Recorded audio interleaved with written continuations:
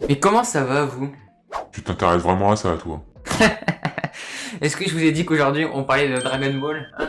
Le manga écrit par Akira Toriyama, voilà, cette masterclass absolue. Lance l'intro très vite, très vite.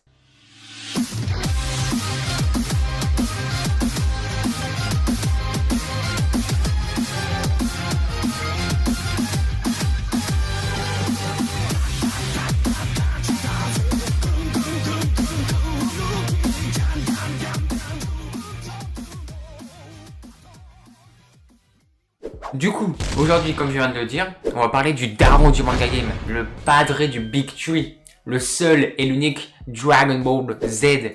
Est-ce que vous savez le pourquoi du comment, du destin, de la destinée prédestinée par le destin, la raison du Z à DBZ? Et ben en fait, c'était pour dire que c'était la fin, vu que c'est la dernière lettre de l'alphabet, vous savez. Mais vous connaissez la suite. Tu veux quoi, toi? Mais toi, tu veux quoi, toi? C'est toi, tu veux quoi?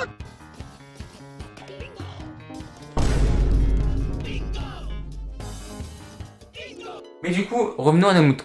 J'étais assis là, tranquille, en train de regarder un animé, vu que j'ai que ça à faire de ma vie. Voilà, arrêtez de me juger s'il vous plaît. Et je me suis dit qu'à la fois Akira Toriyama est le plus gros génie, mais aussi le plus gros fou de tous les temps. Pour créer un scénar pareil que Dragon Ball. On est bien d'accord que Dragon Ball, c'est l'histoire d'un extraterrestre qui s'est fait sauver par ses parents. Ne t'inquiète pas, ça va bien se passer. Puis qui a été recueilli par un grand-père. Mais, je dis bien mais, le grand-père Son Gohan, Bonjour, ça va? qui a déjà un pseudo claqué au sol, mais on va passer outre, il a quand même croisé un bébé. Dans une capsule venant de l'espace, avec une queue de singe, et il l'adopte quand même. Quoi?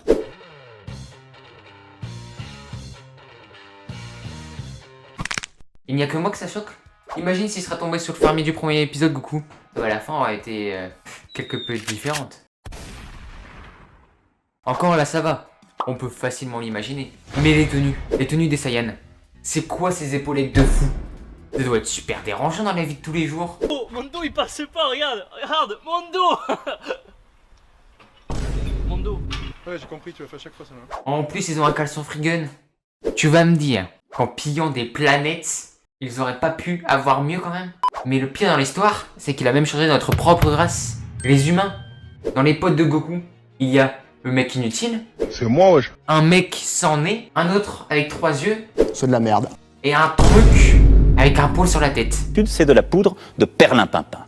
Et le pire dans tout ça, c'est que ta petit cœur, Quand tu regardes mes yeux, tu vois quoi? Tu vois rien parce qu'il y a rien, il y a pas d'amour, il y a pas de pitié. qui est un soi-disant d'un mec qui capte la 7G. Mais moi, je me suis toujours posé une question, il a un ruban et tout, mais pas qu'il aura un peu honte en dessous. Les dégradés dégradants. Mais du coup, avec toutes ces races, etc., tu vas me dire que les chara-design, ils sont bien diversifiés. Mais regarde ça. Tu prends Goku, il a la même tête que Vegeta. Ensuite, cette tête, tu la mets en vert, tu rajoutes des antennes, ça fait Piccolo. Ils ont tous la même tête. Mais malgré ça, on a quand même de beaux méchants. Comme Raditz, Non. Nappa, Encore pire. Vegeta. Ah oui! Mais attends. On peut revenir sur le fait que Nappa ait perdu ses cheveux. Normalement, les Saiyans ne les perdent pas. Sauf Vegeta dans les BGT. Donc oui, Vegeta, le premier gros méchant du manga, avec une calvitie aussi grande que le système solaire, nous a offert un combat digne des plus grands. Cependant, on va plutôt s'intéresser à celui qui l'a humilié.